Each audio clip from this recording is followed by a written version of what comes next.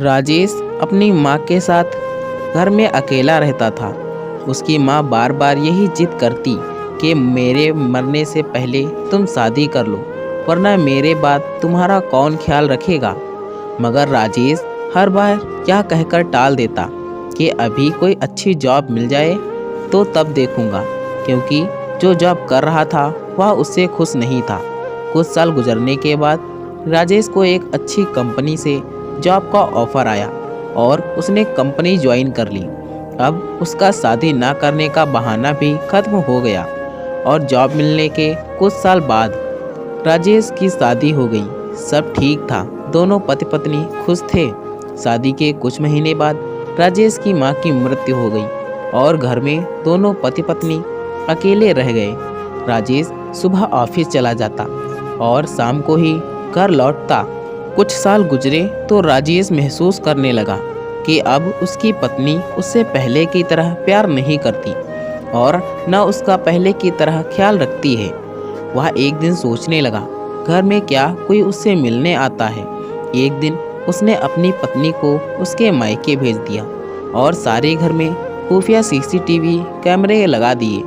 अब राजेश रोजाना उन कैमरों को देखता कि उसकी पत्नी सारा दिन घर में क्या करती है, कोई इससे मिलने आता है या यह किसी से मिलने जाती है। बल्कि जो कुछ राजेश ने देखा वह सब उसकी सोच से बिल्कुल अलग था। उसकी पत्नी का सारा वक्त घर के काम में गुजरता। वह एक अच्छी और नेक पत्नी थी। राजेश को यह सब देखकर बहुत अफसोस हुआ और शर्मिंदगी हुई। वह चाहता था कि वह अपनी पत्नी को सब कुछ बताकर उससे माफ़ी मांगे कि उसने किस तरह उस पर शक किया और उस शक में कितनी गलत और घटिया हरकत कर बैठा था। उसको अभी तक यकीन नहीं आ रहा था कि यह सब कुछ हो गया। उस शाम जब वह ऑफिस से घर आया तो अपनी पत्नी के लिए कुछ कपड़े और गिफ्ट लेकर आया। वह बस अपनी गलती की माफ़ी मांगना चाहता था। वह अपनी नज़रों में गिर चुका था। जब उसकी पत्नी ने देखा कि उसका पति इसके लिए कपड़े और गिफ्ट लेकर आया है तो वह बहुत खुश हुई। मगर साथ ही राजेश की आंखों की शर्मिंदगी भी उसे साफ साफ नज़र आ रही थी। उसने राजेश से पूछा कि आज तुम बहुत मायूस से नज़र आ रहे हो, बताइए क्या बात है। राजेश ने अपना मुंह दूसरी तरफ कर लिया और बोला, नहीं नहीं, कुछ नहीं, बस थोड़ा थक गया हूँ। क्या तुमको कपड़े और गिफ्ट पसंद आए? वह कहने लगी, हाँ बहुत पसंद आए, मगर आप क्यों परेशान हैं? कोई तो बात ज़रूर है। राजेश अब खामोश हो गया क्योंकि वह सब कुछ बताना चाहता था, मगर उसकी आवाज़ उसका साथ नहीं दे रही थी। वह कहता भी तो किस तरह। राजेश से रहा ना गया तो वह बोला, अगर मुझसे कोई बहुत बड़ी गलती, बहुत बड़ा गुनाह हो जाए तो क्या तुम मुझे माफ़ कर दोगी? राजेश की पत्नी ने कहा, चाहे आपने जो भी गलती की हो या कितना भी बड़ा गुनाह किया हो, मैं आपको माफ़ कर दूंगी, मगर गुनाह के लिए ऊपर वाले से माफ़ी मांगी, वही आपके गुनाह को माफ़ कर सकता है। मुझे यकीन है कि वह आपको माफ़ कर देगा। अपनी पत्नी की यह बात सुनकर राजेश की जान में जान आ गई। उसने सोचा कि वह पत्नी को सब कुछ बता देगा, मगर फिर सोचा कि शायद यह सब कुछ बताने के बाद उसकी पत्नी उसे माफ़ तो कर देगी, मगर शायद कभी मुझ पर यकीन नहीं कर पाएगी।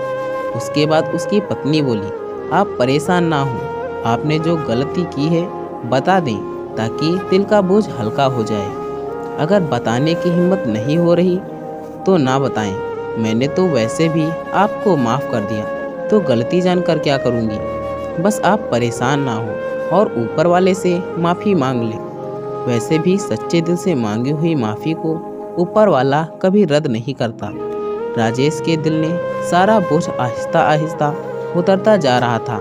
वह सोच रहा था कि उसने क्या किया और उसकी पत्नी कैसे उसको तसल्ली दे रही है।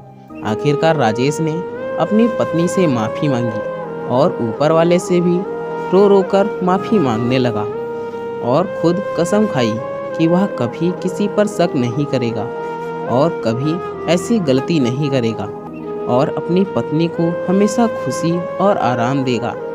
जैसे उसने मुझे आराम और सुकून दिया। राजेश ने अपनी खाई हुई कसम को पूरा किया और ज़िंदगी भर कभी ऐसी गलती ना दोहराई।